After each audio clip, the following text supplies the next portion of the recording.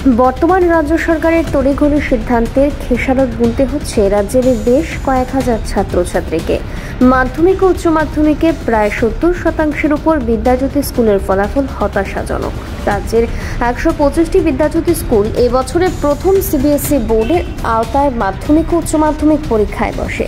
সঠিক পরিকাঠামো না হওয়ায় রাজ্যের 125টি স্কুলকে বিদ্যাজ্যোতি স্কুল করে সিবিএসই বোর্ডে ঠেলে দিয়েছিল সরকার। সিবিএসই বোর্ডের পরীক্ষায় ছাত্রছাত্রীরা হতাশাজনক ফল করায় রাজ্য সরকারের সিদ্ধান্তকে ধিক্কার জানিয়ে পাশাপাশি খোয়াইয়ের এক ছাত্রের আত্মহত্যার বিষয়কে সামনে রেখে আগরতলা বটতলা এক প্রতিবাদ কর্মসূচির আয়োজন করে এআইডিএসও। এআইডিএসও ছাত্র সংগঠনের পক্ষ থেকে আমরা আজকে এখানে একটি শোক সভার আয়োজন করেছি। আপনারা জানেন এই বছর যে বিদ্যাজ্যোতি স্কুলগুলোতে সিবিএসই পরিচালিত যে বোর্ড, সেখানে দশম এবং দ্বাদশ শ্রেণীর যে রেজাল্ট ঘোষণা হয়েছে, সেই রেজাল্টটা অত্যন্ত নিম্নমানের, যার ফলশ্রুতিতে খোয়াই জেলার যে খোয়াই ইংলিশ মিডিয়াম দ্বাদশ শ্রেণী বিদ্যালয়ের এক ছাত্র, বিজ্ঞান বিভাগের এক ছাত্র সুজয় মুন্ডা, একটি হৃদয় বিদারক ঘটনা। এই সুজয় মুন্ডার এই যে মর্মান্তিক মৃত্যু, সেই মর্মান্তিক মৃত্যু ছাত্র সমাজের কাছে হৃদয় বিদারক ঘটনা। আমরা এই হৃদয় মুন্ডার মৃত্যুতে, সুজয় মুন্ডার মৃত্যুতে আমরা এখানে এআইডিএসওর পক্ষ থেকে শোক জ্ঞাপন করতে এসেছি।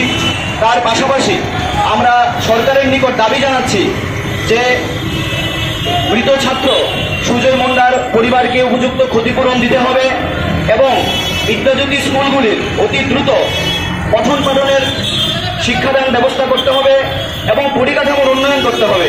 প্রথম শ্রেণী থেকেই ইংরেজি বিষয়কে গুরুত্ব সহকারে পড়াতে হবে এবং প্রত্যেকটি স্কুলে পর্যাপ্ত সংখ্যক স্থায়ী শিক্ষক নিয়োগ করতে হবে এবং সরকারি স্কুলগুলোতে যে পরিকাঠামোর যে উন্নয়নের নামে যে ফি নেওয়া হচ্ছে, সেই ফি অবিলম্বে বন্ধ করতে হবে।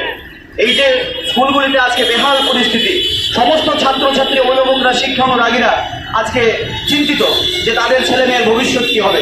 আমরা এআইডিএসও গত 13 তারিখ শিক্ষা ভবনের সামনে আমরা বিক্ষোভ প্রদর্শন করেছিলাম। আমরা বলেছিলাম যে বিদ্যাজ্যোতি স্কুলগুলিতে শিক্ষার অবস্থা দিন দিন নিম্নমুখী হচ্ছে। এই রেজাল্ট ঘোষণা তারই ফল প্রকাশ হলো। আমরা তাই আজকে এই শোক সভায় আমরা এই আয়োজন করেছি। আপনাদের মাধ্যমে আমরা রাজ্যের সমস্ত ছাত্রছাত্রী, শিক্ষা অনুরাগী এবং অভিভাবকদের কাছে বলবো যে শিক্ষার মান রক্ষার্থে আপনারা এগিয়ে আসুন, দলমত নির্বিশেষে শিক্ষাকে রক্ষা করুন এবং সরকারের কাছে আমরা কঠোরভাবে দাবি জানাচ্ছি এই ধরনের শিক্ষা সংক্রান্ত ব্যাপারে কোনো ছাত্রছাত্রী আগামী দিন যেন মৃত্যুর মুখে না পতিত হয়, তার জন্য সরকারকে সদর্থক ভূমিকা পালন করতে হবে।